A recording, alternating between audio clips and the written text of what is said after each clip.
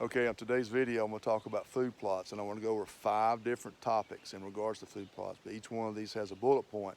So this is going to be a series of videos. So this is going to be part 1. So the first thing about food plots is where. And as you can tell, this is a logging road.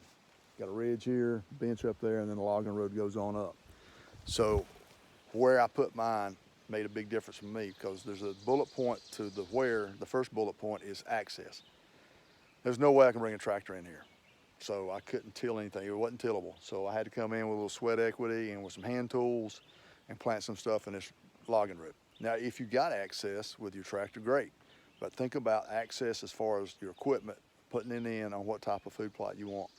The second part of the access is your access as a hunter. Can you get into it without spooking the deer? I read an article one time that said, don't turn your food plot into a spook plot.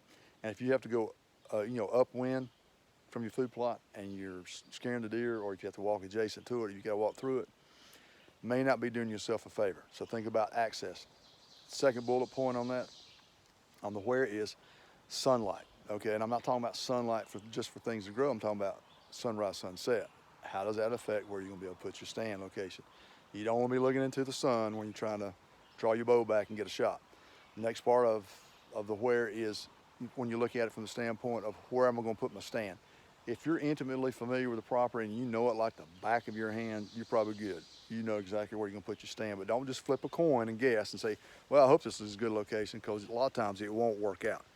You know, the other aspect of it too is after you get the stand location and you're looking at all these different things, is think about hunting pressure. What's it adjacent to or next to? Are you next to game lands? Are people going to be coming in, on the game trails, parking down below you? Or is it going to be next to a hunting club where you got ATVs coming in?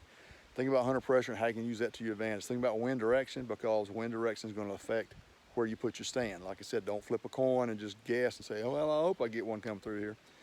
The last part is when you're going to hunt, and that kind of plays into that wind direction too, because early season, a lot of times you get those southerly breezes. Now, during the rut, when I get most of my bucks, you got northerly breezes. So if you're going to put a stand in, and obviously you've got a climbing stand or you've got a sling or whatever else, you're mobile, you can move around.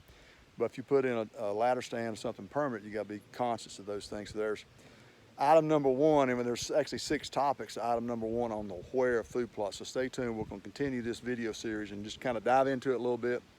Hopefully get everybody thinking so we can be successful this upcoming deer season. We'll see you next time.